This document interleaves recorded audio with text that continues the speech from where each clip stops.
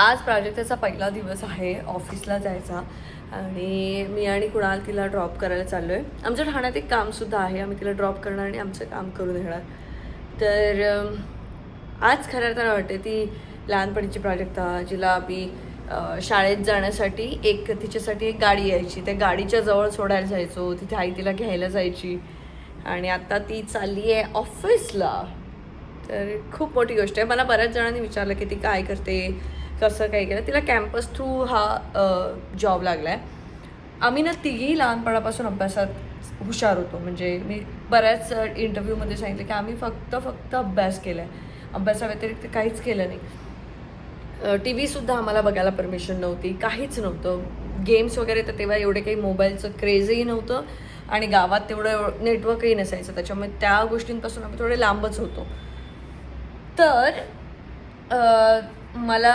मी engineering केलं, त्यानंतर मी केलं. हे सगळं माझं करिअर शिफ्ट झालं. बाकी सगळेजण त्या ह्याच्यावरती येतं. ऋतुजाच्या ह्याच्यामधलं पण मला फार काही कळत नाही, पण ती काहीतरी कम्प्लायन्सेसमध्ये आहे. म्हणजे तिने M.Com केलं आहे आणि त्यानंतर सगळ्या एक्झाम्स वगैरे हे करते ती. तर ती काहीतरी फायनान्सच्या ह्याच्यातलं मला काय नाही कळते, कम्प्लायन्सेस वगैरे त्या फील्डमध्ये आहे. तर प्राजक्ताने डेटा सायन्स इंजिनिअरिंग केलं आहे SNDT युनिव्हर्सिटीमधून आणि आता ती डेलॉईटमध्ये लागली आहे. तर ती काय काम करते याच्याबद्दल मला काही फार डिटेल आयडिया नाही. मी ते प्राजक्ताला विचारेन आता जाईन तेव्हा. आजच्या दिवशी मला एक गोष्ट खूप प्रामुख्याने जाणवली, ती म्हणजे काय माहिती का, आम्ही तिघी पुढे जाऊ नये किंवा प्रमोदच्या तिन्ही मुली पुढे जाऊ नयेत यासाठी केलेले बऱ्याच जणांनी प्रयत्न. म्हणजे अगदी प्राजक्ता 10वीत होती ना, माझं आणि ऋतुजाचं सोडून द्या, प्राजक्ताचाच आज किस्सा सांगते. प्राजक्ता 10वीत होती आणि त्यांच्या 10वीला काहीतरी पर्सेंटेज एक्स्ट्रा मिळण्यासाठी कसली तरी एक्झाम द्यायची होती, काहीतरी होतं. कारण ते नंतर टॉप 5 आलं, बेस्ट ऑफ 5 आलं काहीतरी. तुमचे 5 चांगल्या विषयातले मार्क पकडून तुमचे पर्सेंटेज दाखवले जाणार, असं काहीतरी होतं. तर एका ह्याच्यासाठी काहीतरी करायचं होतं आणि त्यासाठी एका शिक्षकाने जाणून बुजून प्राजक्ताला बाजूला ठेवून इतर मुलांना पुढे केलं होतं. जे मला तेव्हा प्रचंड वाईट वाटलं होतं की हे का असं करतायत, काय प्रॉब्लेम आहे, काय वाईट केलं आहे आम्ही. पण फक्त हे की ही पुढे नाही गेली पाहिजे. आणि तेव्हा प्राजक्ताचा जेव्हा रिझल्ट लागला, प्राजक्ताला चांगले पर्सेंटेज पडले. मला वाटतं तिलाही काहीतरी 94-95 असतील. तर त्यानंतर मी त्या शिक्षकांशी फोन करून भांडले होते तिच्या स्कूलमधल्या. कारण तसं प्राजक्तामध्ये आणि माझ्यामध्ये 10 वर्षाचं अंतर आहे. तर मी प्राजक्ताच्या शिक्षकांशी फोन करून भांडले होते आणि मी त्यांना सांगितलं होतं की हे जे तुम्ही केलं आहे ना जाणून बुजून, जे कळतं आहे, जे माहिती आहे सगळ्यांना, कारण त्या मुलांना ते एक्स्ट्राचे पर्सेंटेज काहीतरी मिळाले त्याचे आणि ती मुलं पुढे गेली. आणि प्राजक्ता खूप रडली होती तेव्हा आणि मला फार वाईट वाटलं होतं. पण आज मी प्राऊडली सांगू शकते की खूप प्रयत्न केले तुम्ही आणि खूप काही केलं. पण माझी बहीण स्वतःच्या हिमतीवरती, तिला काही कोणाचा गायडन्स नाही, काही नाही, स्वतःच्या हिमतीवरती तिने कॉलेज करून त्यानंतर तिने माझा सिंधुद्योगसुद्धा सांभाळून तिने आज ही नोकरी मिळवली आहे. तर मला आठवतं की याच्या इंटरव्ह्यूजसाठी पण जायचं होतं, त्याच्या आधी पण एक्झिबिशन्स होते. ती सगळ्या गोष्टी करत होती, पण एक्झिबिशन्स करत होती, सिंधुद्योगचे प्रॉब्लेम सांभाळत होती आणि ती करत होती. तिला ही सवय, मी बिग बॉसमध्ये असल्यापासून तिने खूप जास्त सिंधुद्योगमध्ये लक्ष दिलं आणि तेव्हापासून ती जास्त इन्व्हॉल्व आहे सिंधुद्योगमध्ये माझ्यापेक्षा. पण आपण जेव्हा म्हणतो ना की मी फक्त अभ्यास करणार म्हणजे मला नोकरी लागणार, असं नाही आहे. तुमचं डेडिकेशन कुठच्याही गोष्टीमध्ये असणं महत्त्वाचं आहे. कारण प्राजक्ताने ते करून दाखवलं आहे. म्हणून मी तुम्हाला सांगते की तिने ह्या सगळ्या गोष्टी सांभाळून सुद्धा स्वतःचा अभ्यास सांभाळून हे केलं आहे आणि ते सुद्धा घरापासून लांब राहून.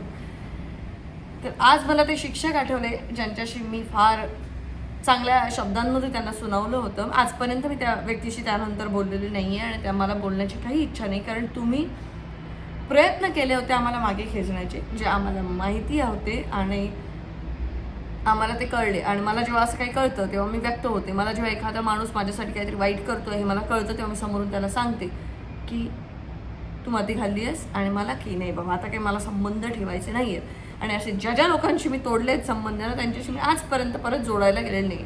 हां, त्यानंतर काही वर्षानंतर समोर दिसले तर ओके, हाय हॅलो. पण मी प्राजक्ताच्या त्या शिक्षकांशी हाय हॅलो पण नाही ठेवला, कारण त्यांनी जाणून बुजून हा प्रयत्न केला. आणि त्यात एकतर आम्ही ब्राह्मण म्हटल्यानंतर काय माहिती कुठचे तुमच्या पूर्वजांनी कधी कोणी अत्याचार केले असतील ना, तर तो जातीवाद एक येतोच. आणि त्यामुळे मुद्दामून एकतर ओपन कास्ट असून सुद्धा, सगळ्या गोष्टी असून सुद्धा प्राजक्ताने खूप चांगली प्रोग्रेस केली आहे. आणि ते खूप छान वाटतं. मला ऑफिसला जाताना सोडायला कोणी आलं नाही, ऋतुजाला ऑफिसला जाताना सोडायला कोणी आलं नाही. आता प्राजक्ताच लहान आहे आणि आम्ही दोघी आहोत. ते ऋतुजाला सध्या जॉब असल्यामुळे तिला तिथपर्यंत येणं शक्य नाही. तर मग मी म्हटलं की चलो मी जरा सोडून येते. तर आता जाऊया आपण, खूप लेट होतोय. कुणाल झालं नेहमीप्रमाणे मी रेडी, कुणालची वाट बघत.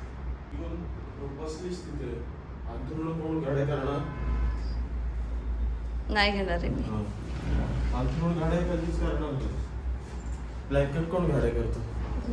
त्याच्यासाठी एवढा वेळ लागला तुला?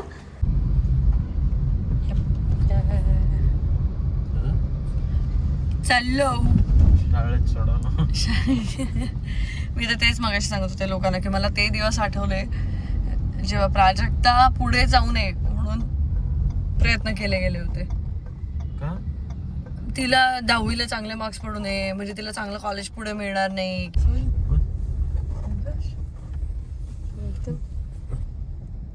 तुझ्या ह्याच्यासारखीच केलं ना तिने, तू केस दाखवतोस ना तिचे. बॅग खाली ठेवायची ही शाळेतली सवय तिची लागलेली आहे बघ. बॅल बघ कुठपर्यंत गेले. पहिले असायचं ते काय बॅग काय एवढी ती खाली घेतलीस? खाली म्हणजे मग का वर घेणार? खाली मग पूर्ण वरती पाहिजे बॅग. ही कोणाची बॅग? अच्छा त्यांनीच दिली तुला. दप्तर पण देत. ललिता तू काय काम करतेस तिकडे? मला अजून तरी काम असाइन नाही झालंय. माझा अनालिस्टचा रोल आहे. घरात कसं लहान पोरांना दूध पिशवी घेऊन ये तसंच तिला काम सांगणार आता. कारण मला कळत नाही, मला लोक विचारतात की प्राजक्ता तिथे काय करते, मला काय कळत माझा नाही. दूध पिशवी घेऊन ये, मी सांगतो तुला दूध पिशवी घेऊन ये, चॉकलेट घेऊन ये जा. एखाद्या आजीची तंबाखूची पुडी संपली, हे संपली, तिला घेऊन ये. कुठे चाललोय? स्टुडिओला? मग काय गाडी चेंज करायला नको? तर आमच्याकडे कंपनीचा असा म्हणजे माझा बेसिकली रोल काय, डेटा जो येणार तो थरली अभ्यास करायचा. काय नाही आता ती दाखवते काय त्याच्यात चुका आहे, ते डुप्लिकेट डेटा असेल तर ते सगळं काढायचं. आणि कंपनीचा जो काही प्रॉब्लेम आहे ना, ते डेटावरून काय काय आपल्याला इन्साइट्स भेटतात जेणेकरून त्यांचा प्रॉब्लेम सॉल्व्ह होऊ शकतो, हे सगळे इन्साइट प्रोव्हाइड करायचे. हे सगळं आम्हाला जॉब शेड्यूलिंग मध्ये सांगितलं आहे. तेवढं तरी केलेलं आम्ही. आता पुढे आता कसं असेल काय माहित, ऍक्च्युअल काम कसं असेल ते नाही माहित. मी सांगतो तेच आहे. दूध पिशवी आणायला जा, चॉकलेट आणायला जायची गरज नाही, तिकडे मशीन आहे. लहान पोरांना तेच सांगतात. त्या साईट वरती मी सिव्हिल इंजिनिअरिंग काम केलंय, सिव्हिल इंजिनियर म्हणून. कुठल्या? लोधाच्या कोलशेतच्या. अरे हो, मी तिथे सिव्हिल इंजिनियर म्हणून एका कॉन्ट्रॅक्टर कडे कामाला होते तेव्हा. आणि तू तिथे आता त्याच ह्याच्यामध्ये जॉबला चालली. फाउंडेशन बनवलंस आणि आज नाही, फाउंडेशन बनल्यानंतर वरचं काम चालू होतं तेव्हा मी तिकडे कामाला होते. थोडा तरी हातभार होता. हो, मजा होता तेव्हा. आणि मला ते खूप लांब पडत होतं. ते प्राजू पण गांडला होता मारत नव्हतीस प्राजू. फाउंडेशन मी तुमचं मुंबईचं बनवलं. मी तिकडे माझा नवी मुंबईचा जॉब जेव्हा मी सोडला त्याच्यानंतर मी कोलशेतला जॉबला होते. ठाणा स्टेशनला उतरून मग तिकडे मी जॉबला जायचे. तर पण मला ते फार दिवस जमलं नाही. 1-2 महिन्यातच मी सोडून दिलं, कारण खूप ट्रॅव्हल वाटायचं मला. ते ठाण्याला उतरा, त्याच्यानंतर रिक्षा करून ते कोलशेत. ठाणे स्टेशनवरून किती कुठे 20-25 मिनिटं रे. म्हणूनच मी सोडला तो जॉब. आता बघ कशी गांगरेल बघ. गाडीवर मी पण तशीच दिसते. ती गांगरली ना, ब्रेक मारून पाठी घेणार. तिने मुंबईत इतकी वर्ष चालवली गाडी. दमते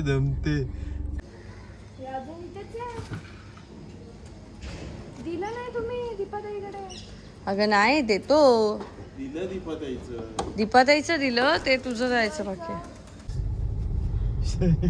अरे पण नाही, खरं शाळेसारखं वाटलं मला काल. शाळेतच अरे वाटलं म्हणजे मिळाला घरी जा असं बोलले ना आम्हाला. मी म्हटलं अरे हे शाळेसारखं झालं, पुस्तकं मिळाली घरी जा असं.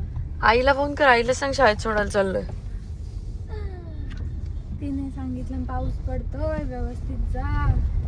ऋतुजा गेली? हो, सांभाळून ऋतुजा गेली का? हो.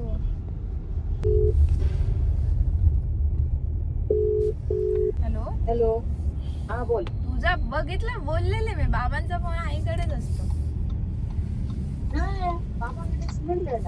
अच्छा, काय आई मला शाळेत सोडायला चालले. कोण आहे? आवाज वाढव. कोण आहे बघ, कोण आहे? अंकिता ना? अंकिता ना? हो. आई शाळेत सोडायला चाललं हिला. हो हो, सांगितलं ना, काय उद्या सोडून घेतलं म्हणून. शिस्तीच म्हणजे इकडे कोण आपण बघत नाही, आमच्या समोर कशी पण वागते, तिकडे कशी पण वागू नको. हो तेच सांगते ना, कारण हा. सीसीटीव्ही चालू असते. मग काय? ती एक युट्यूब वरती हा बघितलेला आहे ना, तो बिचारो माणूस सायकल पडली, ती उभी करून गेलो, चपला उलटी होती ती सरळ करून गेलो, असं सगळं सांगते.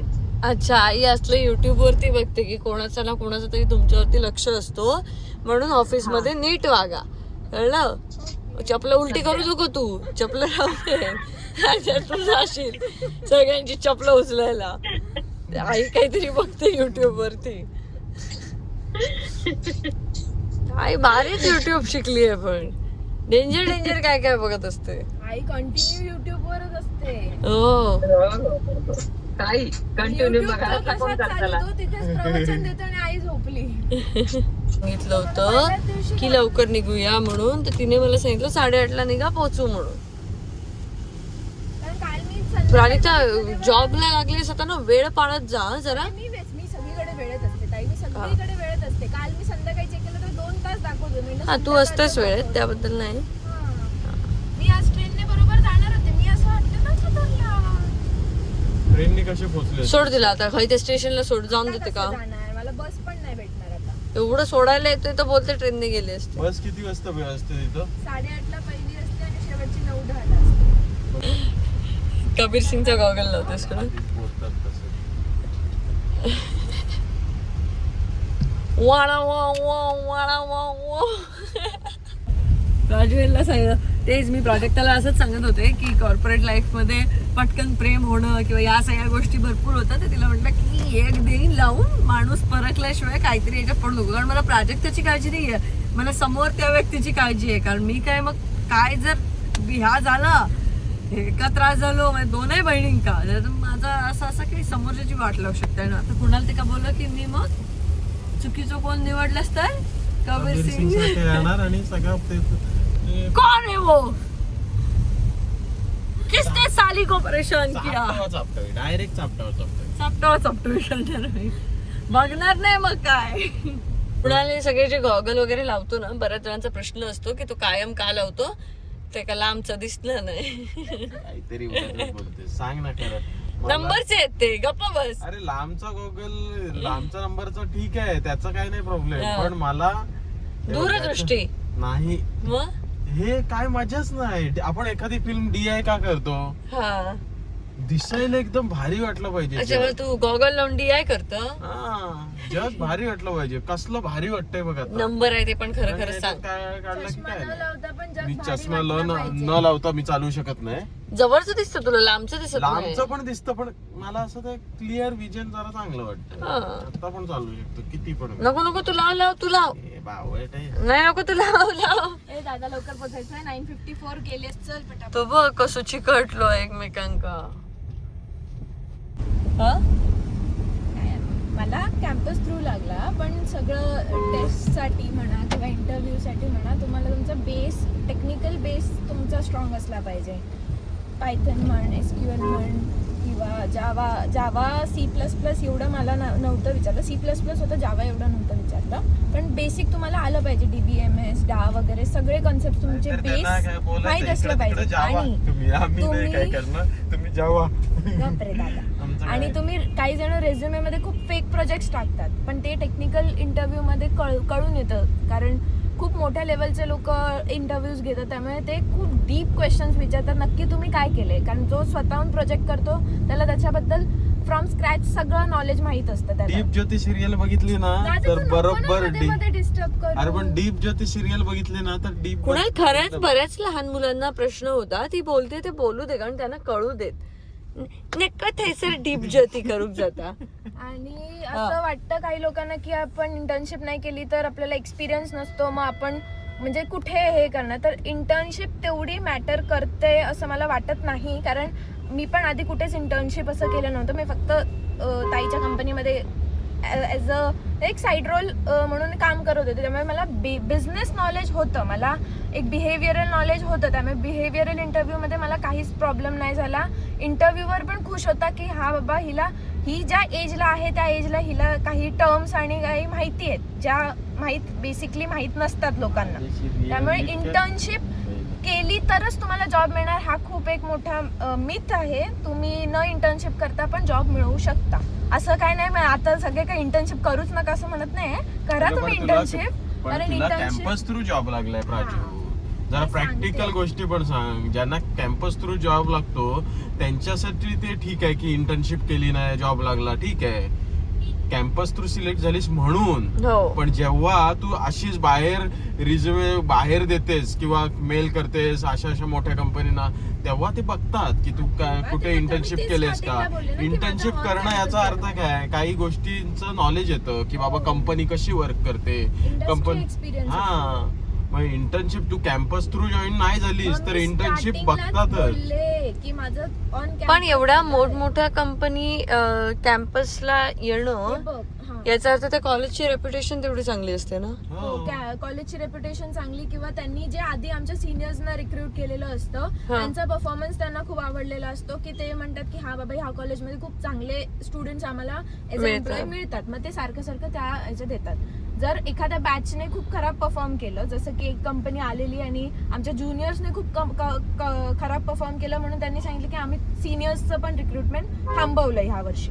त्यामुळे त्यांनी आमचं काहीच म्हणजे ऑन कॅम्पस आमची काहीच टेस्ट वगैरे काहीच नाही झाली, त्या कंपनीने हे केलं. तेच आम्हाला सर सांगत होते की ज्युनियर्स म्हणा किंवा सिनियर्स म्हणा, तुम्ही एखाद्या कंपनीमध्ये तुमच्या कॉलेजला रिप्रेझेंट करताय हे लक्षात घेऊन काम करा, कारण जर तुम्ही खराब परफॉर्म केलं तर त्याचा इम्पॅक्ट डायरेक्टली कॉलेजवरही पडतो आणि बाकीच्या येणाऱ्या बॅचेसवर पण पडतो. ओके, मग मस्त काय कर आणि चांगला मोठ्या पोस्टला जा तिकडे, आणि मग बघ सिंधुद्योगचे हॅम्पर्स विम्पर्स जर द्यायचे असतील तर तिकडे मी आंबे पण घेऊन जाऊया आपण सिंधुद्योगचे. आंबे पण आपण आपल्या कंपनीचा विचार करायचा, होय की ना. आपण कशा त्याच्यामुळे प्राजक्त तिकडे लागलीच आहे तर मग सिंधुद्योगचे हॅम्पर्स आंबे वगैरे आपण तिकडे सप्लाय करूच. काय बोलतोस कुणाल? कुणाल, आपण हिला सोडूया आणि त्याच्यानंतर कुठेतरी मस्त नाश्ता करूया. मस्त म्हणजे खूप चांगल्या कॅफेज मध्ये वगैरे जाऊया ठाण्यात. प्रोफेशनल आपलं कसं एकदम प्रोफेशनल मध्ये जाऊया आपण. बाकी कंपनीतले लोक असतात त्यांना सोडून द्यायचा आणि आपण चांगला ब्रेकफास्ट करायला जाऊया. एकच सांगितलं, तिला काय प्रश्न विचारलेला की तुम्ही तुमच्यापेक्षा एक्सपिरियन्स माणूस असेल मुद्दा तुमचा कसा आहे कराल. तर तिला तू म्हटलं एक्सपिरियन्स आणि ही गोष्ट काय आहे की तुम्हाला जेव्हा एक्सपिरियन्स नसतो तेव्हा काय असतं तुमच्याकडे, तुम्ही कुठल्या बेसिस वरती प्रूव्ह करतात, नॉलेज या बेसिस वरती, अभ्यासावरती ना. आणि अभ्यास जेव्हा इम्प्लिमेंट होतो तेव्हा काय होतो, एक्सपिरियन्स. आई शपथ, तू ऐकलंच नाही. आई पेट्रोकेमिकल इंजिनियर असं सारखं त्याच्या ह्याच्यावर नको जाऊ, पण पेट्रोकेमिकल इंजिनियर नाही, मी म्युझिक डिरेक्टर आहे. आम्ही एखाद्या गोष्टीला मी असाच कुठली गोष्ट नाही करत, या गोष्टीच्या मागे अभ्यास असतो. दादा तू हे तो एक्सपिरियन्स आहे. वगीत नाही लगीन करू मी, माझोय त्यांना पुरो अभ्यास केले, मग तू माझ्या मागे लागलो, मग त्यांना लगीन केले. प्राजूला तेच सांगतोय की प्राजूला नाही, लोकांना ज्यांना जॉब पाहिजे ना त्यांना मी हेच सांगतोय की तुम्हाला एक्सपिरियन्स नसेल, काहीच नसेल, पहिला जॉब लागतो तेव्हा कधीच कोणाला एक्सपिरियन्स नसतो, पण तेव्हा हे ठिकाणावर असलं पाहिजे. व्यवस्थित पाहिजे त्याच गोष्टीचा अभ्यास करा. अति अभ्यास करायला जाऊ नका. अति अभ्यास केला की हे येडेवाळ. प्रॉपर पाहिजे तेवढाच अभ्यास ज्या गोष्टीचा, म्हणजे एखादी गोष्ट करायची, तुम्हाला प्लांटेशन करायचंय तर प्लांटेशनच्या बाबतीतचा सगळा अभ्यास, उगाच काहीतरी. आणि प्लीज ते तुमच्या रिझ्युमे मध्ये ना ते I love gardening, I love dancing, हे ते हे कशाला असं थोडीच असतं. नाही ते ज्याला उगीच लिहितात काही जण. अगं बाप्पा, ज्यांना पाहिजे आवडत असेल, आता मला वाईल्ड लाईफ आवडते, वाईल्ड लाईफचं मी टाकणार. ते टाकलं पाहिजे, आवड टाकली पाहिजे. काय टाकायचं हे असं टाकतात आता लोक. नाही युजली लोक टाकत हॉबीज एवढ्या नाही. आणि आम्ही सुद्धा सिंधुद्योग साठी आपल्या बऱ्याच वेळेचे रिझ्युमे जणांचे विचित्र होते एकदम. काही आपले होते. आता नाही, आता चेंज झालं सगळं. आता आणि आम्ही पण skills सिंधू टाकतात. शी गं बस. टेक्निकल नॉन टेक्निकल हॉबीज नाही टाकत. गार्डनिंग, म्युझिक, डान्सिंग बिन्सिंग जास्त नाही ते आम्ही टाकलेले आमच्या वेळेला. आणि आम्ही पण सिंधुद्योगसाठी आणि मडाईसाठी आम्ही बरेच इंटरव्ह्यू घेतले. ते इंटरव्ह्यू घेताना आम्हाला जाणवतंय की आत्ताच्या ह्याच्यात काय काय ड्रॉबॅक्स आहेत, कशा एक्सपेक्टेशन्स आहेत. म्हणजे जेव्हा तुम्ही फ्रेशर म्हणून एखाद्या ठिकाणी जॉबला जाताय किंवा काय जाताय ना, तुम्ही कायच्या काय सॅलरी डिमांड नाही करू शकत. काय वाटतं तुला कुणाला याच्यावरती? आपलं एक्सपिरियन्स जे होते इंटरव्ह्यू सॅलरी, मी तुला तेच म्हटलं ना, सॅलरी डिमांड ही कशावरती असते? तुमच्या नॉलेजवर. जर तू मला ₹1,00,000 काम करून देतेस हा. तर मी तुला देईन ना 20, 25, 30 हजार रुपये पगार. हम्म. 25-30% रेशो असतो, असं काहीतरी आहे.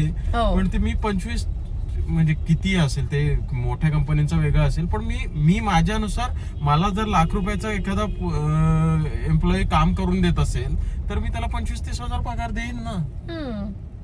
म्हणजे त्याच्याकडून माझा फायदा होत असेल तर त्यांनी पगाराची Demand अपेक्षा ठेवावी. डिमांड करावी. आणि मला असं वाटलं पाहिजे की चायला काय नॉलेज आहे, ह्यालाच घेतलं पाहिजे. मी थोडे 5,000 एक्स्ट्रा जात आहेत पगार, पण ह्यालाच घेऊया असं वाटलं पाहिजे. त्या लोकांनी डिमांड केलं पाहिजे. ज्यांना काहीच येत नाही, ज्यांना आपणच शिकवायचं आहे, हो. त्यांना नाही करू शकत ना. फुल देतोस. कसलं फुल देतोय? आमच्या दोघांकडून एक फुल. All the all best. The best. Thank you. रस्त्यावरची फुलं काढता. काढलं झालं आपलं. इथं थांबायचं हे वाचलं की नाही बेटा? कुठे? फुल मार्केट बिर्केट. अशीच मला रॅन्डम पण फुलं घेऊन यायचा कुणाल. आता नाही आणणार, आता सोडलंय. आता बंद केला. आता माझं लग्न झाला, मला 1.5 वर्ष झालं लग्नाला. मला बायको भेटली, बायको त्रास द्यायला लागली. खेळायला गेलो त्रास, किती ना किती पूल काय खेळायला गेलो खेळायला काढतं त्या? त्रास, जिमला जावा याचा त्रास. काय त्रास देते रे कुणाल? काल मी बसून होते, तू खेळत होतास तर. सकाळी लवकर गाड्यातून निघालो की सगळं एकदाच वाटायला लागतं. भूक लागली, सवय नाही तुमच्या शरीराला सकाळी लवकर निघायची. शिरा आली, शिरे सगळं एकदाच. देवा. तुमच्या शरीराला सवय नाही सकाळी लवकर निघायची. हे आता आपल्याला सांगते अंकिता. नाही ते काय? आता जे आयुष्य गेला याच्यात. आम्ही आज काय ठरवलेलं सांग अंकिता? आम्ही सकाळी 7 वाजता जिमला 7-7:30 जाणार. जिमला जाणार. असं तुम्ही बोलता आणि संध्याकाळी अरे बा, उलट आहे. आता तुझ्यामुळे संध्याकाळी झालं. ये चुकलास बरोबर आहे हे. बाबा, बघून चालव, आधीच उशीर झालाय. नाही, आज संध्याकाळी जाणार होतो अंकिता आपण. नाही हिला शाळेत सोडायचंय म्हणून संध्याकाळी आता. हो. काय कुठून कुठून आणतोय? म्हणजे मॅप दाखवतोय तिथून पण असं काय दाखवते? काल तुम्ही वेगळ्या नाही, तेव्हा अशी एवढी मोठी नव्हती झाली झाडं. काळी ऊन खूप असायचं तेव्हा या भागामध्ये. आता क्लीन झाली. इकडूनच मी जायचे रे. इथून आत ड्रॉप करायचंय. चल, ऑल द बेस्ट. सगळं नीट कर आणि लवकर मोठ्या पोस्ट वरती जा.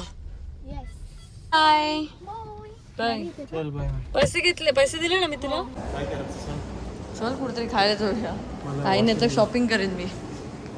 आम्ही दोघं किती वेगळ्यात दाखवते. मला कोल्ड कॉफी आवडते, कुणाला हॉट कॉफी आवडते. एकदम अपोजिट अट्रॅक्ट्स. आणि नेहमीप्रमाणे कुठेही गेलो आणि छान ब्रँड्स वगैरे दिसले की कुणाची शॉपिंग ही असतेच. इथे सुद्धा या महाशयांनी शॉपिंग केली आहे. पुढे बघा याने काय केलं. देवाने माझ्यासारखी बायको सगळ्यांना दिली पाहिजे, जी शॉपिंग खूप कमी करते आणि सेविंग खूप जास्त करते. आणि माझा नवरा उधळा आणि एवढे ट्रायल्स करतो ना, एवढे ट्रायल्स. प्रत्येक कपड्यांची ट्रायल्सच करत असतो. आत्ता त्याने नाही नाही म्हणता 15-20 हजार रुपयाची शॉपिंग केलेली आहे. एक सेट छोटा घेऊ का का की बरोबर आहे? मला तरी वाटतं तुला फिटिंगला बघ. फुल स्टाईली मार.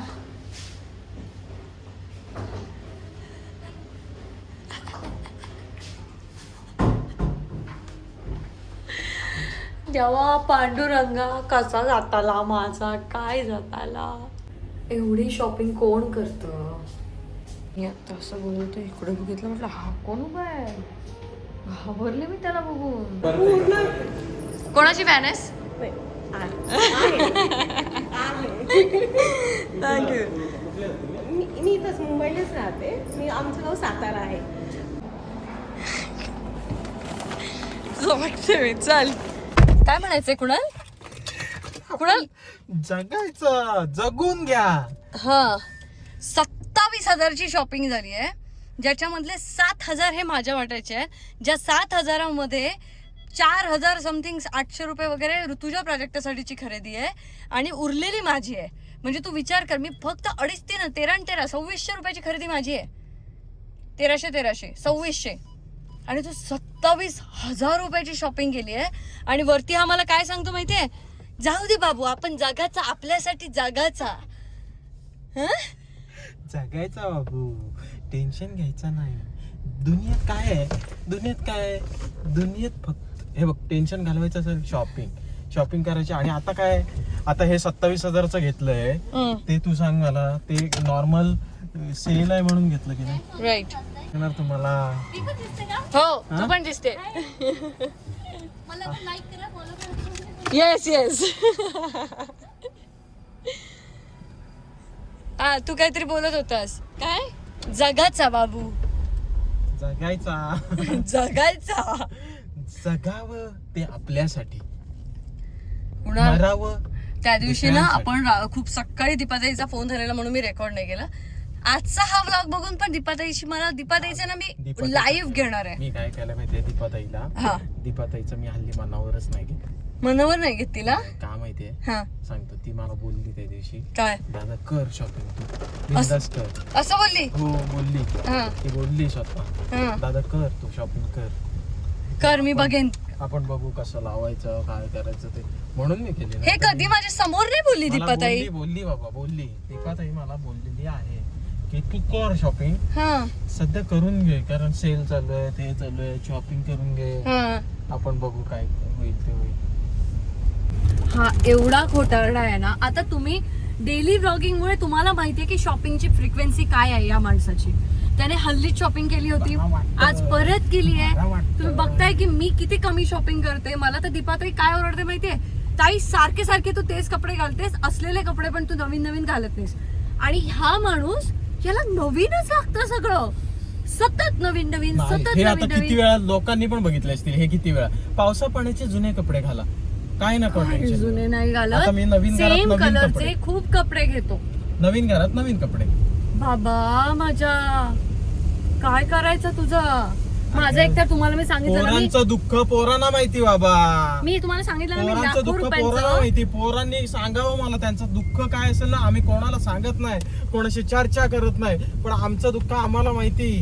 आम्ही कशा पद्धतीने जगतो ते. काय झालं तुझ्या जगण्यात इतकं?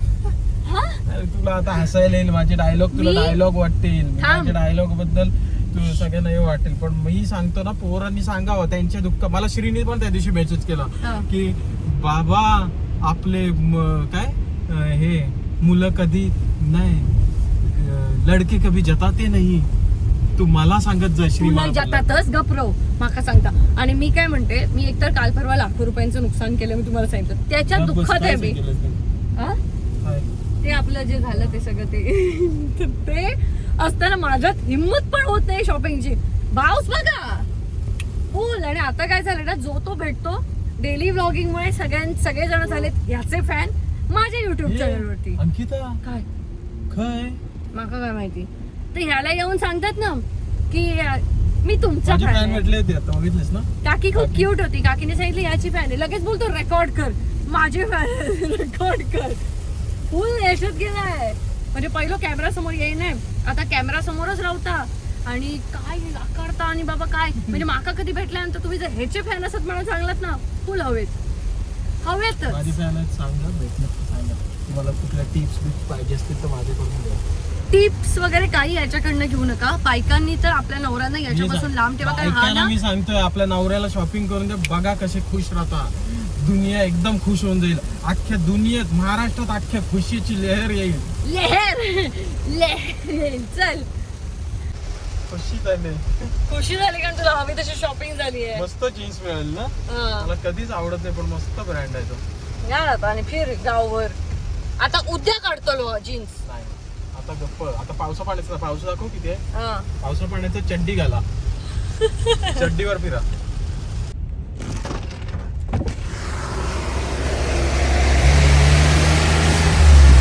दिसतच नाही समुद्र, एवढ्याच्या पावसात भरलंय. घे ना कुणाल. सर आहेत, सरांशी पंगा घ्यायचा नाही. सरांची बॅग घ्यायची, तुझी बॅग घ्यायची आणि गप चालायचं. मोठा सर. कुणाल भगतची बॅग घ्यायची. चल. हा कसं करणार एवढं? मग कुणाल भगत आहे, कुणाल भगत आल्यावर बाबा त्याचं बॅग घ्या, सगळ्या गोष्टी घ्या, समजलं पाहिजे ना.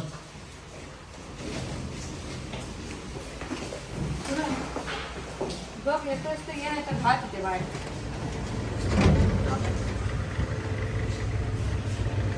काय सौरभ? सोडलं पाहिजे. डायरेक्टर सिंधुद्योग सोडलं, वेगळी कंपनी जॉईन केली. तिकडे बसून ती मेसेज करतेय. हा मग तिला मी विचारलं अगं नक्की कुठची कंपनी जॉईन केली आहेस. कुणाल सरांची बॅग नीट ना. सकाळीच मेसेज येऊन. कुणाल सरांना आज इकडे तिकडे रिस्पेक्ट तिथे बघितलंस ना, माझे फॅन्स भेटले ना तुला. म्हणजे फॅन्स भेटले होते कुठं तिथे मॉल मध्ये तिकडे आणि बोलतोच आम्ही कुणालचे फॅन्स आहोत मला सांगते. आणि हा मला काय सांगतो माहितीये, रेकॉर्ड कर. रेकॉर्ड झालं पाहिजे की नाही सौरभ? समोर. झालं पाहिजे ना. दादा तर कुणालची अशी प्रचंड नाटकं चालू झालेली आहेत आणि त्याला जेव्हा तुम्ही सांगता की तुम्ही त्याचे फॅन आहात तेव्हा तो असा पार हवेत असतो जसा तो आज हवेत आहे. आणि मी मस्त प्राजक्ताला सोडून आलो. आजचा दिवस तर अर्धा गाडीतच गेल्यासारखं वाटलं, कारण 2-2.5 तास जायला, 2-2.5 तास यायला. पनवेलवरनं ठाण्याला आम्ही गेलो. खूप ट्रॅफिक, भरपूर पाऊस आहे. सगळ्यांनी काळजी घ्या पावसात. जेवढं ट्रॅव्हल कमी कराल तेवढं चांगलं आहे. सुट्टी घ्यावी लागली तरी चालेल, पण जीव महत्त्वाचा. मुंबईतला पाऊस हा थोडासा धोकादायक असतो. आपल्याला काही ते पॉट होल्स, मॅन होल्स जे काही आहे ते काही कळत नाही, खड्डे कळत नाहीत, बरंच काही अपघात होत आहेत. त्यामुळे सगळ्यांनी सांभाळून प्रवास करा. आपण भेटूया उद्याच्या ब्लॉगमध्ये. Bye bye.